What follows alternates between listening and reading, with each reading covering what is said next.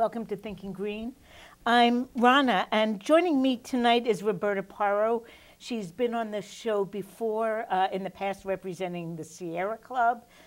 Tonight it's going to be more of a free-form conversation about the environmental challenges we face and maybe some of the opportunities we have as well. Right. So welcome, Roberta. Thanks, Rana. Thanks for having me back. Yeah. So I guess I wanted to ask, what you've been interested in environmental issues forever. Correct. But it seems as though the urgency has upped a little bit. So what's happening to make, bring this up to the forefront again? Well, I think paying attention and realizing after last year, October, the Intergovernmental Panel on Climate Change, which is, I guess you would say the UN, pull them together, and ask these scientists to tell us what they think it would look like if at 1.5 degrees temperature rise Celsius. And so there were 74 scientists who wrote the report, 17 who edited it, and they took over 42,000 comments from other scientists who are interested in the work. So it's very broad, and also my understanding in reading the preview is that their preface, I'm not sure if I'm using the right word there, but there was 3 working groups, and the UN, in addition, they work on a number of things, but 3 things came together in the report. One is about climate change, also trying to think about sustainable development, and also eradicating poverty. What would the effects be like now? I said I was a little nervous at the beginning because so far all I've done is print out and read that and print out the executive summary for policymakers. So I've listened to and read articles that are not directly from the report. The other thing that piqued my interest in just being a news junkie was that soon after that, a congresswoman from Bronx and Queens put out a new Green Deal resolution. And as you mentioned before we were talking, the idea of a new Green Deal has been around for a while, but she put it out right after this report and seemed to get more pushback and people just sort of wanting to attack her and say things that I thought, well, I got to really print this out and just see what it says myself. They were saying things like you wouldn't, cows would no longer be part of the food process and so forth. So I just wanted to check it out and see what it said. And my way of thinking about it is a vision for what could be possible if we should decide in the United States to take responsible action and move towards reducing our greenhouse gas emissions, which the scientists are saying to keep it at 1.5 degree Celsius temperature rise, we would have to reduce our greenhouse gas emissions 40 to 60%, which seems kind of wide, but I'm not a scientist, over the next 12 years. So basically, yeah, we have to have it, more or less. It's a sprint. And people have talked about the great costs involved with this, and she is not denying that, but our own Environmental Protection Agency, about a month after the IPCC report came out, produced a report that they had been working on. And one of the conclusions was that the amount of money that we would lose in the United States alone as a result of weather and other, fire, all sorts of things that are caused by this human-induced climate change, it was going to far outweigh what we would spend if we were going to actually invest in transforming our economy to one that is built on renewable energy rather than fossil fuels, the oil, the gas, the coal. Well, when you talk about costs, I can't help but think, I like thinking about what governments spend or what households spend in terms of not exactly the dollars spent, but what return are you getting on your investment.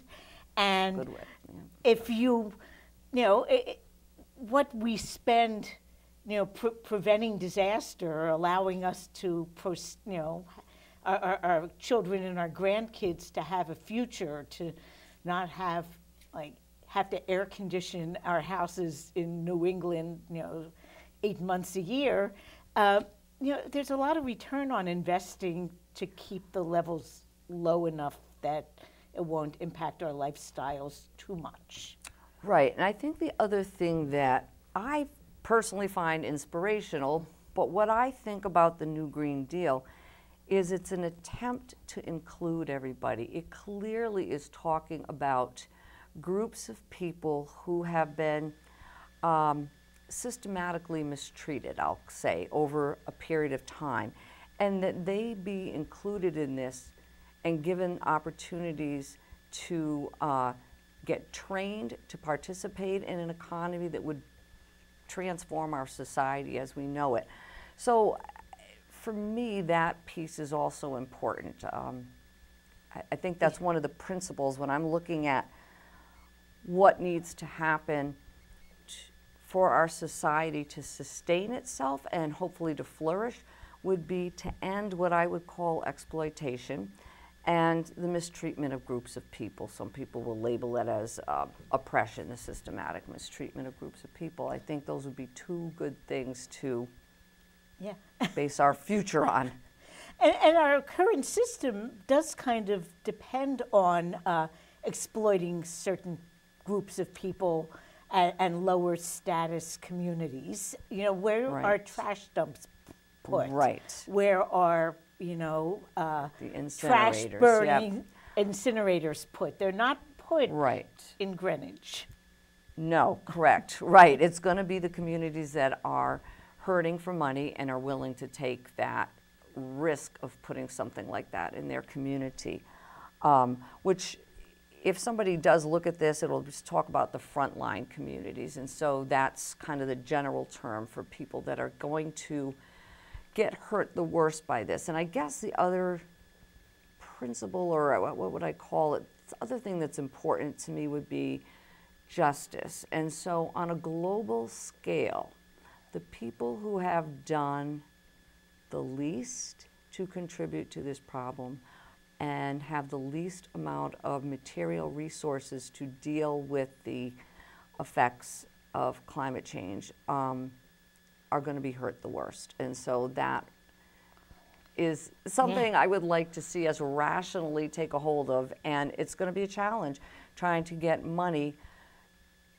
from governments like ours to help support countries that have little in the way of material resources, financial resources. I think that's already happening too. I mean, parts of the world that have been very impacted by droughts or flooding or other climate disruptions tend to be poor countries. Right. So one of the other things that if people aren't aware of it, and probably the people listening to your show probably are, but the issue of people migrating from their countries, complex issue, but it looks like my basic reading about Syria, and also I believe in Central America, that as ongoing droughts occur, people being forced off of their farms when they can't make it anymore into cities that aren't prepared to handle that influx, and that is causing people to leave that nation and move, for us, try to get to the United States, over to European countries, So if people don't like that going on, I think that's one reason maybe they want to take a look at that. But it's really nothing to laugh about, because I don't think people want to leave their homelands necessarily. Right. They're being pushed out. And you bring up a great point, because of course immigration and the terrible policies, national policies of the current administration, and the just general resentment of people who want to come here. And part of the problem is that they are being forced to leave where they're going. If we can help them make where they live habitable, more habitable, then really we wouldn't have to worry about a deluge at our borders. Right, and I think, so I'm going to switch a little bit just because, Yeah. I mean, things are kind of randomly popping into my head. But one of the other benefits that we would get from this, it doesn't get talked about a lot, but it is our public health. Our air quality would improve dramatically if we could get ourselves off of fossil fuels, and we must. So it's in our homes, and it's also just in the air we breathe outside. So I think that's another plus as to why we would want to take action and create something like a new Green Deal. I think it's possible. It does require, I think, a movement behind those few politicians who have signed on to this. I guess a number of members of the House of Representatives have now signed on. And she did put this forward with Senator Markey from Massachusetts. So there are people who are aware of the gravity of the situation and realize that we need a solution that's as big as the problem. So Now, our Connecticut delegation has not been that impressive in general on this subject. well, it's kind of interesting. I started to look into that because I wanted to speak to Congressman Courtney on this. Now, he did sign on. I would like to see more leadership probably, and what I mean by that is I want to see something on the website addressing the issue. I want to know that they're talking about it. If he's on a subcommittee for naval power or something, people who are aware of this as a security issue, it just affects every area of our life. I'd like to see him frame how he's talking about that as an issue. Sea level rise, he's the 2nd Congressional District. There's a lot of coastal towns there from Madison out to Stonington that are going to have to deal with sea level rise. So yes, I'd like to see more conversation about that. So I guess maybe I'll still try to talk to him and see. Well, our representatives, elected officials, they have a bully pulpit that most of us don't. Right. So Right. just signing a paper is not really using the resources that they have. Correct. I agree. And that's why I would like to see, that's what I mean by leadership, the bully pulpit that you just talked about, and mentioning it when you're out talking to people. Figure out how to frame those issues that maybe you have to work on because those are the committees you're on, but it's going to affect so many aspects of our lives.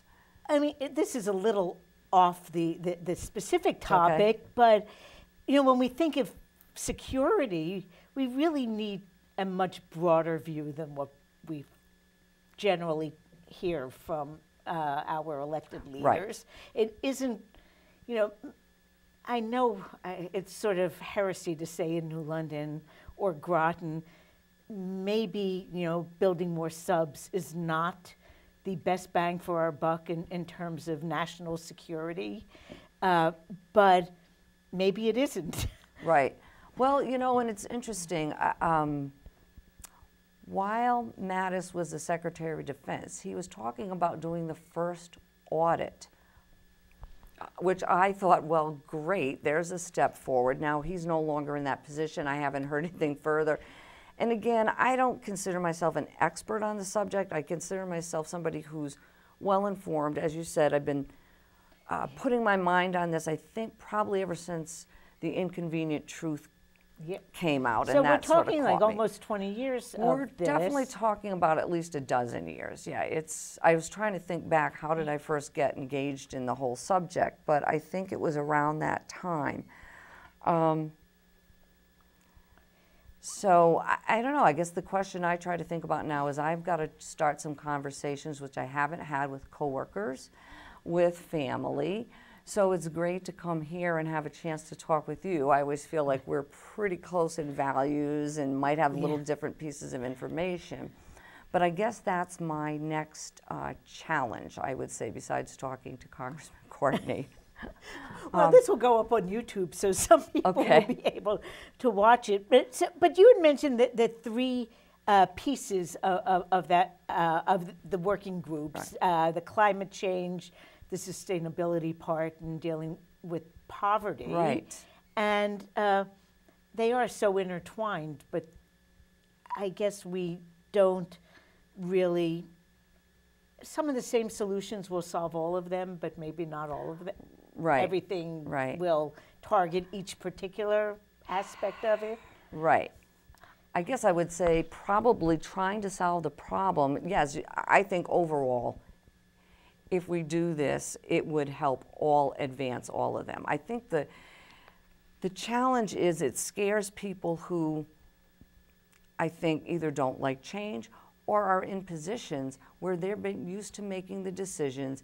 They are continuing to gain and amass profits that are sort of beyond my comprehension. And so they're going to push back. I think the hopeful thing is that it looks like there's a movement of young adults. I've followed them, the Sunrise Movement, they call themselves, I think, and they seem like there's some momentum there as far as building a movement.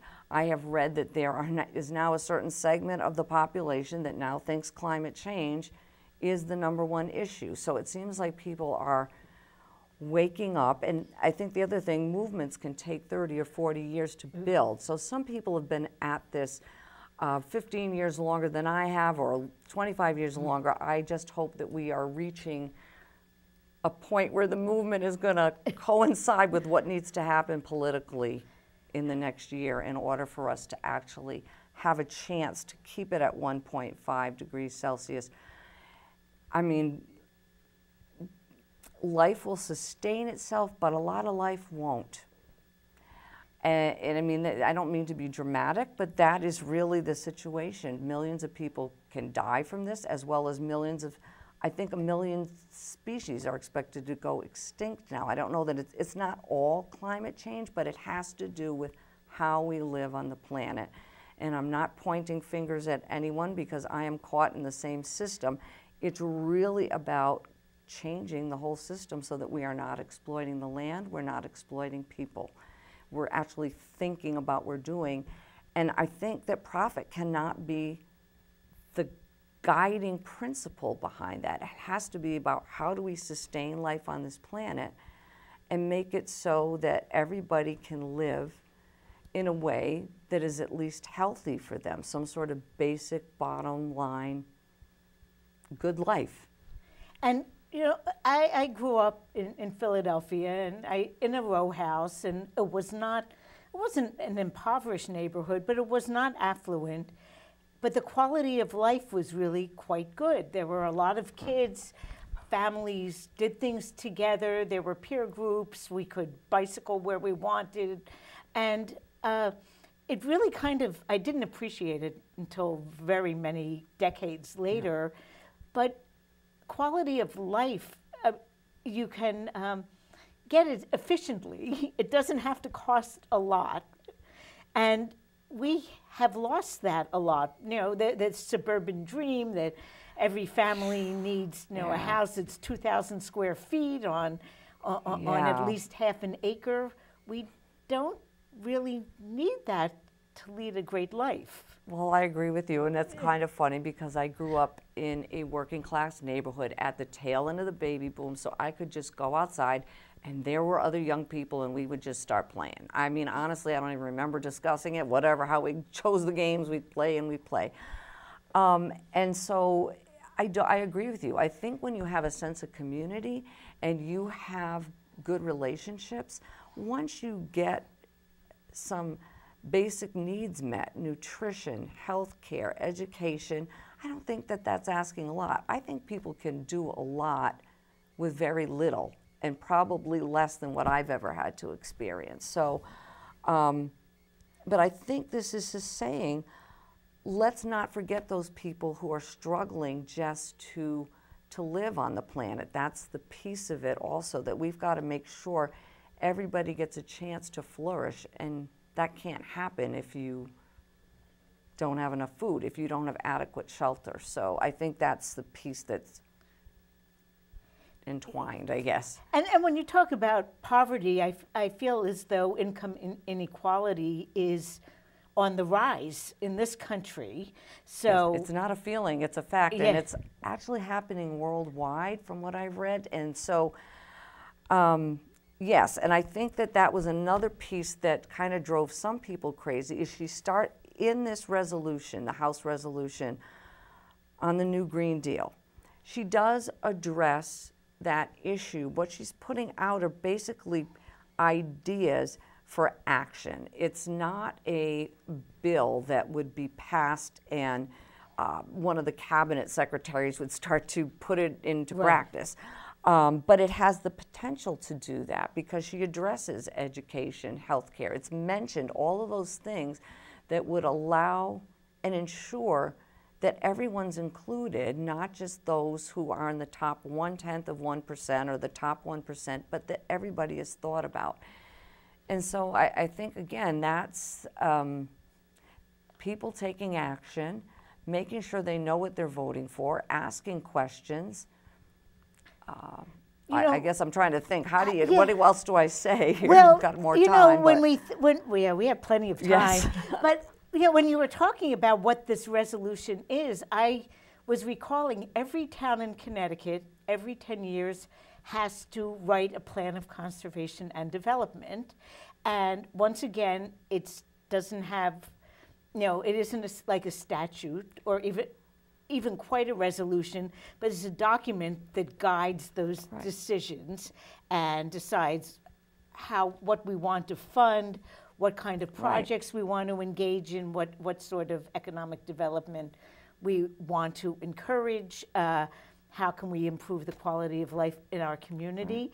So, you know, I hadn't really thought about that before, but when I looked earlier today at, you know, the Green New Deal that's been put forth recently, it's kind of like a shortened version of a plan of conservation and development for a country. For a country, right? Right. It's a vision. It really is somebody's vision in this case regarding climate and income inequality. Yeah. So I just wanted to mention one little thing that came to mind, and then I think maybe we can go through the different areas that are covered in it and where each area can provide a piece to the solution. But, you know, one thing I haven't heard too much about, but dovetails with the whole, you know, sustainability thing, is, you know, the non-renewable resources are being depleted. Right. So it isn't just that we need to stop burning coal because, you know, because of the atmosphere, but mining coal is going to become more and more expensive, more and more dirty, and eventually there just won't be enough left to make it worth going to all that effort for.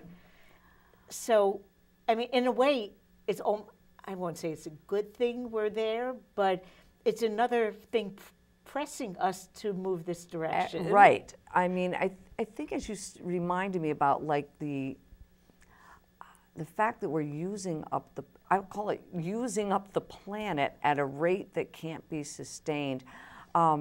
And when you were talking before, the word that jumped into my mind was consumption. And so growing up the way I did, I am sure that we consumed more than people in countries that were impoverished, but it's astounding to me to be 60 years old and to see what goes on today and what's kind of been really pushed on young people now. I work with young people, I would say more so than 15 years ago even. The amount of stuff that they come to us with is just, to me, off the charts. And so it's also, we're transforming our economy, we've got to transform our culture back to, this is not really what's going to give you a good life. It's being able to use your mind to create things, to sing, to dance, to have good relationships. Yes, we need a basic good nutrition. Yes, we want a basic amount of education so that you can use your mind and think about where you want to put your focus and contribute. There's lots of reasons to have basic needs met. Beyond that, I am not a big advocate for what would you call it, excessive consumption. And I think we're going to have to actually face that. It is detrimental also to the planet. It's Yeah, and it actually isn't so good for the people on the planet. No. So, you know, I'm getting to the age that it's so hard to downsize, but we have accumulated a lot of stuff over the decades. Right.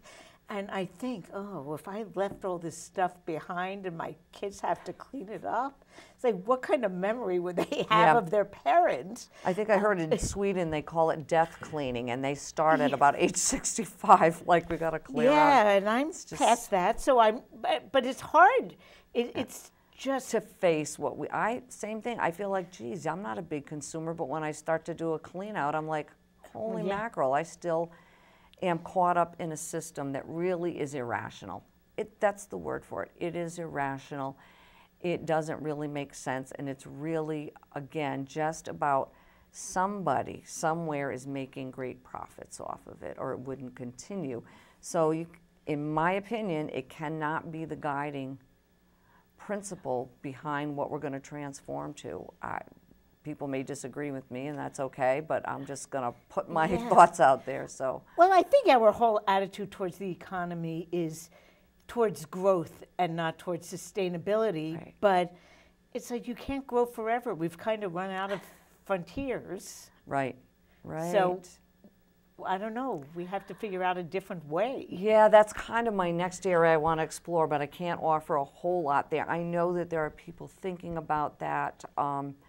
Really basing it in the community. I mean, people don't want to go to a socialist state or communist state where it's a planned type of economy. That didn't work, and it wasn't any better for the environment, that's for sure. But this sort of like hyper-capitalism that we've evolved into also isn't working. Again, the profits seem to be going to fewer and fewer people around the planet and making it harder and harder on everyone else. I think what I hope is that we can make a softer landing than waiting for an entire collapse of civilization. We'll see. Can we start to? I don't know, but I've been a big fan of soft landings for quite a while. Because we are going to land. We just don't know how. So I just thought it might be helpful to look at the different pieces of the Green New Deal. And I had seen this. It deals with jobs, climate, clean air and water. And so I guess maybe we can just start talking about what jobs might look like in that kind of future if we invest in jobs that contribute to a sustainable future. Well, I feel like here I'm not an expert, but I mean, I just keep, I understand that it will create more jobs. They may not be as high paying as in some of the fossil fuel industries, the extractive industries, but it will create more jobs. And I think people could also feel good about contributing. It's not going to be poverty wages. Can feel good about contributing to the advance of our society away from pollution, I'll just call it in general. I think about 10 years ago up at UConn there was a one-day conference on economic conversion away from military spending. And for the amount of public dollars that go into jobs, now I totally don't feel the expert because I don't remember the numbers. Right. But you could create more jobs in healthcare or in small-scale manufacturing or other types of service jobs. I've seen those statistics, than building weaponry, for example. Right. So, I mean, I know that there is a push in some states. We're sort of fortunate that we're in an area of the country, I say, and part of it is we don't really have the fossil fuels to exploit here, but that means that it's to our benefit to really accelerate our transition to clean energy. And so I know that part of this is like really getting people trained and how to do that. I don't know that we've got a full system in place yet. I went to I don't know if you were there, but there was a meeting at the Episcopal Church at St. No, James. I don't remember why, but I was somewhere else that day. I did go there, and so That was about the offshore wind? Correct, about offshore wind. So there's quite a potential, but they also really need skilled workers, and the average carpenter's age, I think now is like 53 or something like that. So what I learned that night, I think Grasso Tech closed their carpentry program. I don't know if that was because they didn't have enough people applying to be in it, but I mean, you know, we've got to find a way to get people to do the work again. I mentioned this in a conversation with someone else. He said, well, I think they built Dubai by bringing people in from Pakistan and from the Philippines. So we don't want to have people coming here from other countries, but we may have to do that to sort of build unless we get people as an aging society to take on the trades.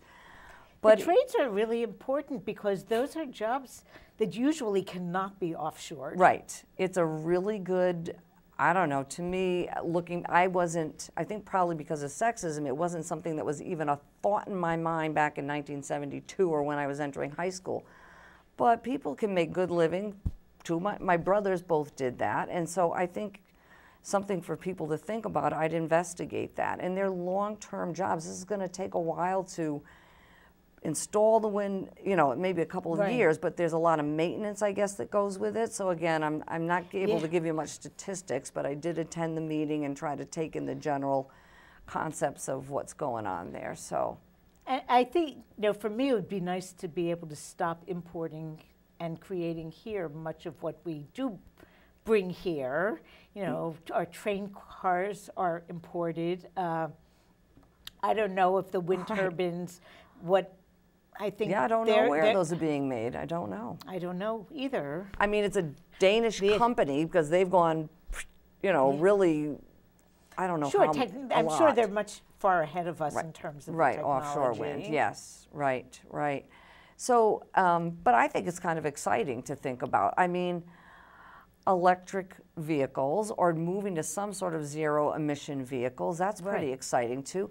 So as you say, there's lots of opportunities for manufacturing as well as installing and maintaining. There's a great possibility for transitioning to an economy that is not run on gas, oil, and coal. We've just, I mean, they helped us at one time, but now they're just, and they've been doing more harm for a while than they do good. So it's, yeah, and yet we're still seeing a lot of publicity, you know, encouraging people to replace their oil with gas, which I don't know. Well, yeah. So I would say 10 years ago, people were calling it a bridge fuel. At this point, we know enough. Again, the science is saying that methane, for the short term at least, is 10 times more destructive than carbon dioxide. It doesn't stay in the atmosphere as long, so I don't want to give people incorrect information, but it is an issue. I think at this point, everything I have read, it is not a technological problem. Yes, it's going to only get better as battery storage becomes utility scale. Solar does take up more space, more land, but again, we'd have like clean air. We don't know what that's like in this part of the country. Like the 4 southern counties in Connecticut, we are always in like getting a grade D from the American Lung Association. We have a lot of poor air quality days. We don't really have to live like that anymore. You know, there are solutions to this that don't include polluting the air. And there are a few places in the world that have improved their air quality. Correct. And there are, you know, as you say that there's places in the world that are heading towards 100% clean energy, clean renewable energy. There are countries and there are some states, and I wish I could recall them. I want to say California, I want to say Hawaii, who have said they've already legislatively said this is where we're heading by 2040, by 2050. So we don't have a bad goal in Connecticut. We're not too far off what needs to happen. I think we're struggling to figure out what to do now about transportation and trying to, I think the offshore wind here should really ramp up the amount of renewable energy that we put into the grid. I hope so. A couple years ago, I went to Block Island and we saw the Yep. installation there. And, you know, it was really interesting because I remember all the pushback that happened, you know, in the process of putting that wind Right. farm in. Right. And now I think the people on the island are pretty happy about it. I think the other thing you said, you know, is something we could be proud of what we achieve here. It's a little hard when not all the manufacturing, but a lot of manufacturing is no longer, you know, we're not known so much as for manufacturing, except maybe for submarines, but I think there's an opportunity to feel really good about the things that you're creating and putting in place also in this transition. So, yeah, another and there are plus. jobs potentially. In a Lots few of jobs. weeks, Michelle Bicking is going to be on the show, and industrial hemp is one of her big, one of the big things she's pushing for small-scale manufacturing, for fabric, for paper, Excellent. for building materials. Excellent. It sounds very hopeful. And this is something that can be grown here. Which made me think, secondary to the fossil fuels, but also included in this discussion, is the idea of coordinating and collaborating, cooperating with farmers. And that's really all it says, but it is trying to figure out something different around agriculture so that doesn't remain a big Right. polluter either. And it looks like there's people, from what little I've read, but I have read some about soil and regenerative agriculture. There Yeah. is possibilities. I don't know how you scale it up because most of what I'm reading is not large scale like industrial Right. farming. And maybe that needs to not happen anymore. I'm not sure that I can speak enough to that, but it is mentioned in this Green New Deal as sort of the secondary but very important sector of the economy that also has probably the potential to create more jobs, I would think, if you're going to Sure, yeah. do agriculture in a way that isn't relying so much on fertilizer, pesticides, and so forth to Right. produce. Things So- that where you're not depleting the soil as you Right. go. Right. Well, I've been reading quite a bit about no-till agriculture lately, and once again, I don't know how it would really work on a huge scale, but maybe huge scale, giant farm scale is not necessarily the most efficient way for us to feed ourselves. Maybe Right. we need more smaller farms closer to where people live because we know transportation will get more expensive as we don't have the cheap fossil fuels. I have read the same point, and I think one of the other things that I should mention is sort of the building sector. That has the potential to create a lot of jobs. Call it energy efficiency, call it conservation. I think one of the ideas is like after 2030, there's no buildings that are built that aren't net. Yeah. What would you call it? They're just completely run on renewable energy. They are not emitting any more greenhouse gases into the atmosphere. So it looks like that is also possible, and I can't go into details about it, but it's policy now. It's really getting a movement of people behind those politicians that are willing to put out something like this and saying, you know, we don't want the same old, same old. We don't want to keep polluting the atmosphere and destroying the planet and hurting other people by doing this. Well, I do think it's significant that some of these politicians are really quite young and they're thinking their future. I mean, if something is going to happen, you know, go really downhill in 25 years, you know, I'll be in my 90s, so I might or might not get to see it. But people who are in their 20s and 30s or teens, it's like these are their adult years. So this young woman, I think she's 28 or 29. Yeah, I don't have it exactly right that, but she said on my next birthday, she says, it will have been 30 years this year. I think it was Jim Hansen, the scientist who went to Congress to tell them about what what was going on. That's a long time. She goes, I'm sorry. I mean, I thought she was great. She was like, I am sorry that it's going to cost so much money, but we didn't invest in it when we needed to, and now it's all coming at the end. I mean, that's basically it, Yeah, I mean, an analogy would be like you don't fix if you don't fix the hole in your roof when it's little, it's like you have a big disaster. cleanup job. Right. That's a great analogy. And right. we're kind of there that I remember talk about it in the 70s, but then, well, Reagan was elected, and his attitude was really, let's enjoy things now and pay later. Pay later, right. So. And I think that attitude has kind of stuck through, the 35 years since then. I think you're right. It seems like it became part of the culture. I don't know, somehow it just became part of the culture. Yeah, and unfortunately. And you can't really bargain with nature, it's... No, this is it. The scientists have given us, and like I said, it was comments from over 42,000 scientists who are looking at this. It's not like 3 scientists put this together. There actually aren't that many deniers out there. No. Anymore. No. Unfortunately, there's still destroyers out there who's going to make it worse. Not just denying it and slowing it down. Now let's speed it up and drill off of the entire coast of the United States. So there's also, I'm just looking at this, removing greenhouse gases from the atmosphere and reducing pollution by restoring natural ecosystems through proven low-tech solutions that increase soil carbon storage, such as land preservation and afforestation.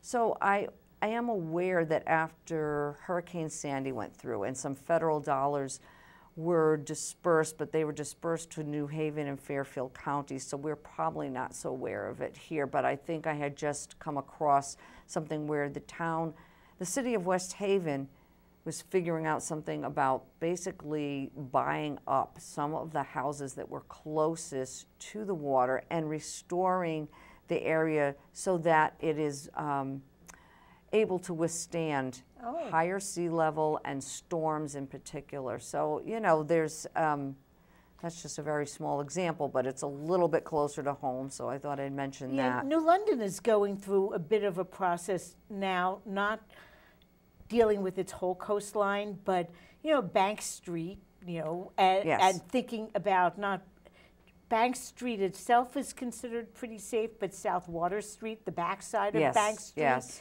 and where the train station and the train tracks are, there is starting to be some discussion about it, maybe a little more than just discussion. Yeah. But I have to tell you, they don't have all the answers. No. The tracks, I don't know. The train station, I hear they likely feel like will be sacrificed at some point. Mm-hmm. Yeah. So it's really, there are some hard decisions to make because, of course, mass transit, we need to be encouraging, right? Right. And so where and how we do this, it's a challenge. It's all going to be a big challenge. I mean, it's like throwing everything that we're used to up in the air and saying, nope, we can't exactly do this the same anymore. I mean, I think that scares people. Some people are up for the challenge, and other people are like, it's a little scary, and get, I think, just kind of frozen. So. Now, I noticed one piece of the Green New Deal was promoting racial and economic equity. So, you had mentioned that nationwide, worldwide, and we know that Connecticut is one of the worst offenders. Yeah. The gap between the wealthy and the impoverished is huge and growing bigger all the time. So how, I guess, would the Green New Deal help us close the gap a little? Again, I think it's vision, but here I just happen to land my eyes on it because I certainly don't have this memorized, but it's ensuring that the Green New Deal mobilization creates high quality union jobs, pay prevailing wages, hires local workers so that it's not just a program for some people to benefit from, offers training and advancement opportunities and guarantees wage and benefit parity for workers affected by the transition. She mentioned somewhere in here, even though she's coming from a city, she talks about rural communities that, you know, are going to really feel the effects from this transition. She's trying really to include, I think, everybody. Let me see if I can find this where she so states kind of all the groups that she's trying to think about. And, well,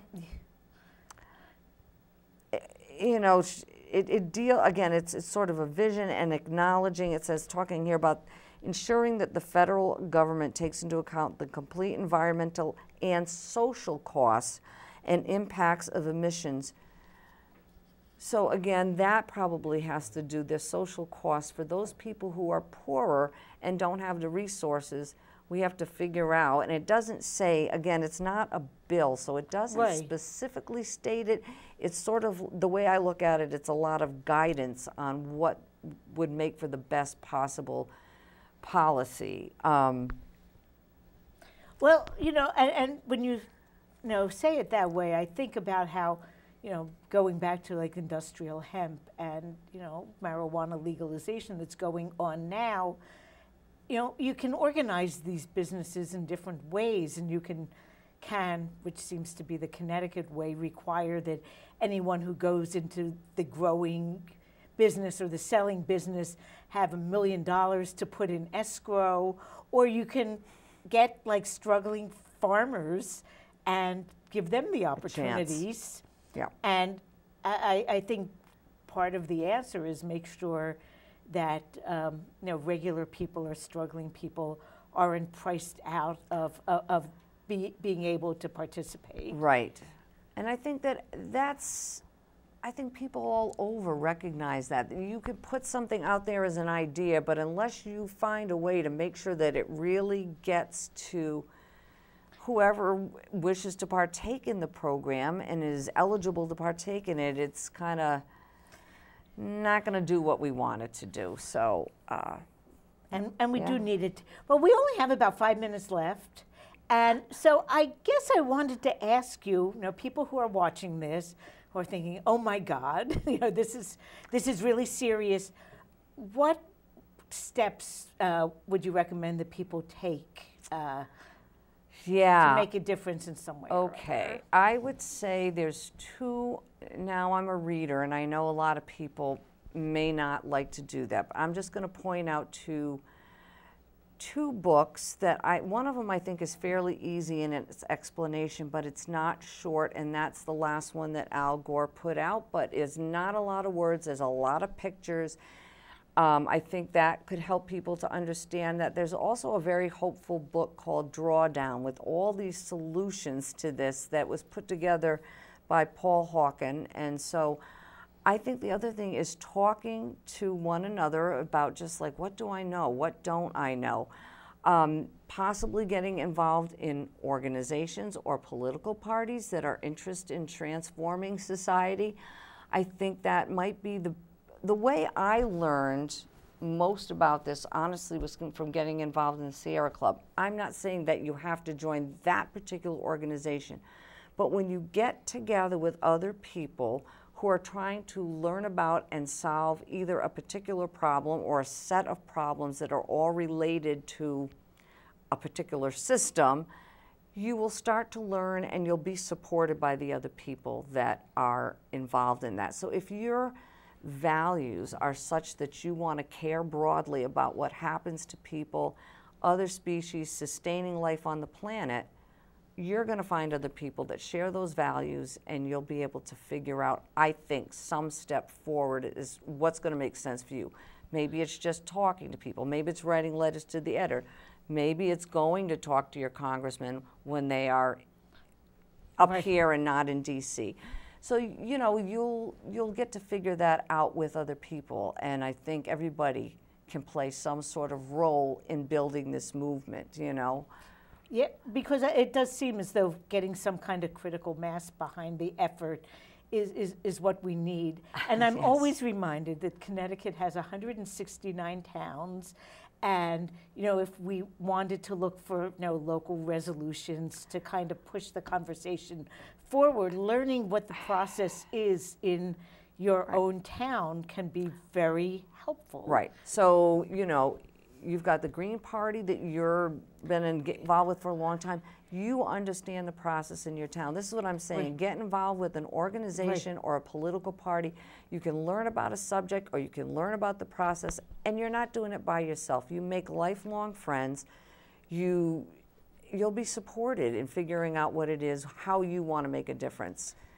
And I think I've read that those of us who are activists in some way generally say we have a better quality of life and we're happier just for the efforts that we put in, and I think the connections that we make with people who share our values. So I think that's very true. And, you know, getting local, like, fracking waste bans through many Connecticut towns gave many of us kind of an experience, a taste of what it might look like to push. You know, we're starting to see plastic, you know, bag bans. Right. So I think great way to learn the process. Yeah, so we're not reinventing the wheel, really. We're just kind of broadening the issues that are being encompassed. Right. I mean, there are towns all over who are trying to say, we want to purchase 100% green renewable energy. I mean, there are different ways to get involved, but I would just encourage people to not just sit there and bemoan the fact. Don't let your discouragement get you frozen or your fear get you frozen. Yeah, now is the time to act and get together. It's almost, really, this is where the moral part of it is like, I can't just sit by and not do nothing. I mean, I don't know exactly, this is part of what I do. I'm just trying to talk to people. I'm going to try to talk to my family. I'm going to talk to my coworkers. You know, and you can come back and talk here in fall, too. Well, thank you. I think we'll be told in like seconds we're out of time. So thanks for coming on and having the discussion. Thank you for having me on. Next week, Dirk Langeveld is going to be on the show, and he wrote a book called The Artful Dodger that he's going to be talking about. So we'll see you then. And, you know, more about the Green New Deal in your everyday life, I think. So thank you, Roberta. You're welcome. Thanks, Ron. It was a pleasure.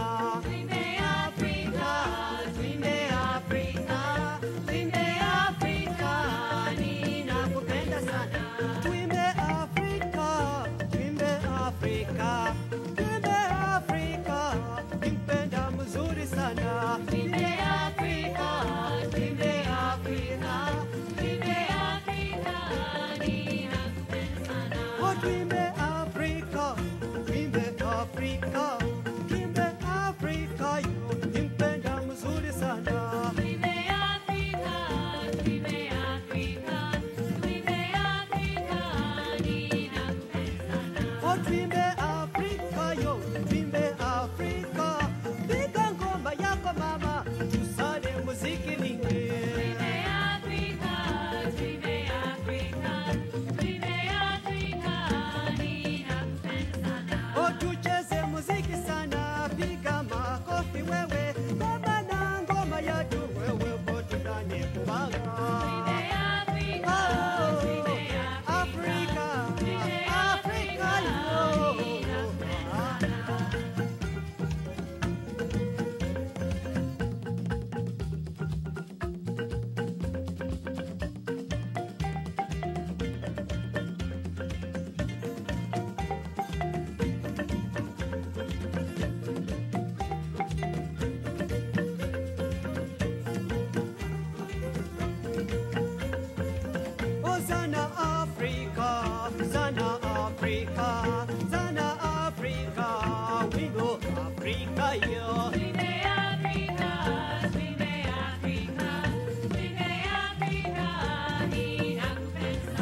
omuyimba